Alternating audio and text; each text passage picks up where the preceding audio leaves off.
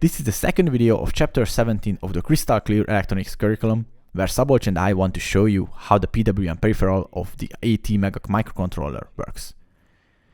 So far, we've talked about the PWM controller as a peripheral of the microcontroller. Could you elaborate on why a separate circuit is designed into microcontrollers for this purpose only? Of course. For example, the generation of a PWM signal can be implemented in software too. A counter loop has to be created, and the state of an output pin, that's the microcontroller's pin, has to be changed at the right times. It's a very simple task. However, it would consume a lot of CPU time. Because of that, specialized hardware elements are built inside the microcontroller for tasks like this, and these are called peripherals. The peripherals work on their own, and they don't consume CPU resources. They have their own internal logic.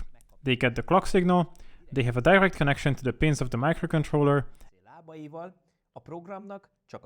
and the program only needs to set them up and read and write the required data.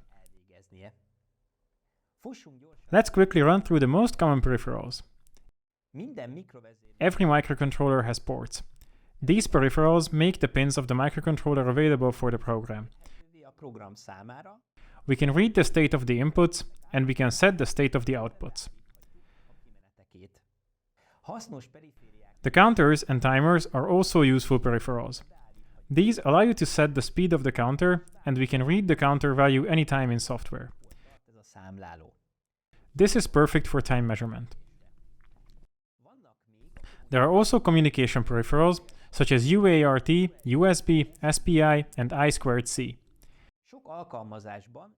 In many applications, analog-digital and digital-analog converters are essential. With these, the pins of the microcontroller can be used to measure or generate not only digital signals such as 0 volts or 5 volts, but any voltage in the entire supply voltage range. And it can be measured or adjusted from the program. Last but not least, the PWM peripheral is common in almost all microcontrollers. Usually, more than one instance of a given peripheral is present in a chip. Can you tell us how we can get these peripherals to do what we want them to do? Certainly. Peripherals have registers for this purpose, and we can control our peripherals by writing proper codes, that is, numbers into these registers. Registers are nothing but a special section of memory from the CPU's perspective, so it is usually able to read and write them. However, they do much more than simple memory does, because the data in them, that is the value of each bit, directly affects the operation of the hardware. Don't confuse peripheral registers with the CPU's own registers. The latter is used in the internal logic of the CPU, and only machine code can directly refer to them. We're not dealing with these right now. The peripheral registers can be accessed by simple read and write instructions, just like normal memory, but on a special address. The datasheet of the microcontroller describes the operation of the peripherals and the addresses of the registers where they can be accessed, as well as the meaning of each bit or effect inside the register. Our ATmega processor has an 8-bit architecture, which means that the registers are also 8-bit wide. There are registers where each bit means something different, and there are registers where the whole register is an 8-bit number. There are some peripherals where a 16-bit number is used with 2 registers. In this case, one acting as the lower byte and the other is acting as a higher byte, and registers have to be written separately. Handling of registers and PWM peripheral will be discussed in detail.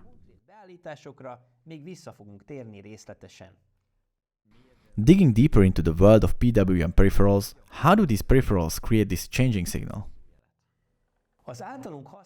In the ATmega 16A microcontroller we use, the timer peripherals can generate a PWM signal too. The essence of the counter peripheral is the counter register. This is an 8 or 16-bit register which is able to increase or decrease its value by 1 in response to an external signal. For example, if the value of the counter is 12, Then it will have the value 13, 14, 15 and so on after each period of the clock signal. If the counter has 8 bits, then usually after 255 its value changes to 0 and the counting continues from here. This event is usually called an overflow. The value of the counter register can be read or overwritten by the CPU at any time, but you don't need to do this during normal PWM signal production. With this register, you can implement timing, time measuring, and counting tasks too. Timing or time measuring can be implemented if the counter is driven from a constant clock source. Counting can be implemented if we connect an external impulse in place of the clock signal.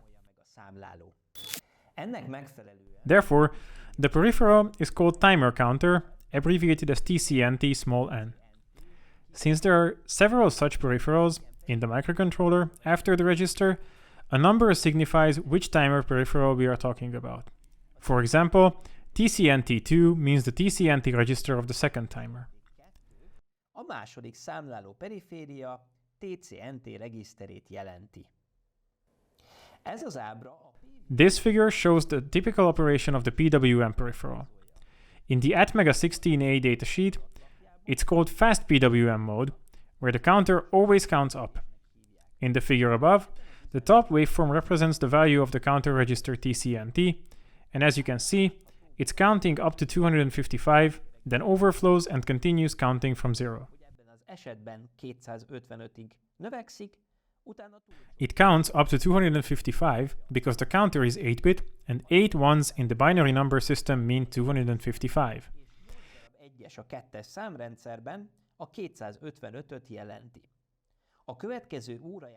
At the next clock pulse, there aren't more bits left to represent 256, so we return to the all 0 counter register value. As shown in the figure, the time function of the counter value resembles a sawtooth wave. To generate a PWM signal, we need another value that does not change, to which we can compare our counter every time.